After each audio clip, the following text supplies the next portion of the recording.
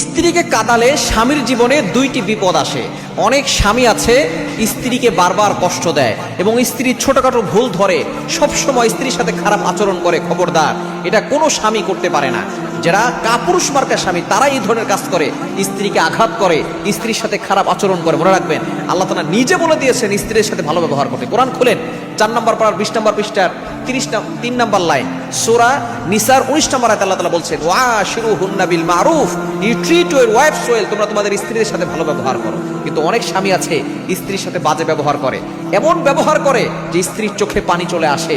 স্ত্রীর চোখের পানির প্রতিটি ফোঁটার হিসাব স্বামীকে দিতে হবে। এজন্য অবশ্যই স্ত্রীকে কষ্ট দেওয়া যাবে না। যারা স্ত্রীকে কষ্ট দেয়, স্ত্রীর চোখে পানি আনে, তাদের 1 নম্বর বিপদ হচ্ছে তাদের জীবনে কখনো বরকত থাকে না এবং আস্তে আস্তে করে তাদের জীবনে অভাব চলে আসে। যে রিজিকের ভিতরে সংকীর্ণতা চলে আসে, বরকত সব উঠে যায়, স্ত্রীর মনে কষ্ট দেয়। এই জন্য স্বামীর জীবনে বরকত থাকে না, স্বামীর জীবনে অভাব চলে আসে। নাম্বার 2, দ্বিতীয় নাম্বার হচ্ছে যারা স্ত্রীকে কষ্ট দেয় তাদের জীবনে শান্তি থাকে না। মনে রাখবেন, আপনি আপনার স্ত্রীর মনে কষ্ট দিয়ে শান্তিতে থাকবেন, এটা কখনো সম্ভব নয়।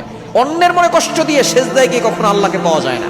অনেক স্বামী আছে 5 ওয়াক্ত নামাজ পড়ে, কপালে কালো দাগ পড়ে গেছে, সবার সাথে সুন্দর করে ব্যবহার করে, আর বাসায় গেলে স্ত্রীর সাথে ধমক দিয়ে কথা বলে, স্ত্রীর কোনো কথাই তার সহ্য হয় না। খবরদার, আপনি অনেক পরিবর্তন হয়েছেন, আপনি নামাজ পড়া শুরু করেছেন, আল্লাহর ইবাদত করা শুরু করেছেন, কিন্তু আপনি আপনার স্ত্রীর হক আদায় করছেন না। এই স্ত্রীর হক আদায় না করার কারণে আল্লাহর কাঠগড়া আপনাকে জবাবদিহি করতে হবে। আপনি যে ভালো মানুষ, এই ভালো মানুষের সার্টিফিকেট দিবে আপনার স্ত্রী। নবী সাল্লাল্লাহু আলাইহি ওয়াসাল্লাম নিজে বলে দিয়েছেন, খিয়ারুকুম লিআহলি, যদি কোনো স্ত্রী বলে যে আমার স্বামী ভালো, সেই স্বামীটা আসলেই ভালো। এজন্য স্ত্রীর কাছে ভালো হন, স্ত্রীর সাথে সুন্দর আচরণ করেন, দেখবেন আপনার জীবনে বরকত আসবে, আপনার জীবনে শান্তি আসবে।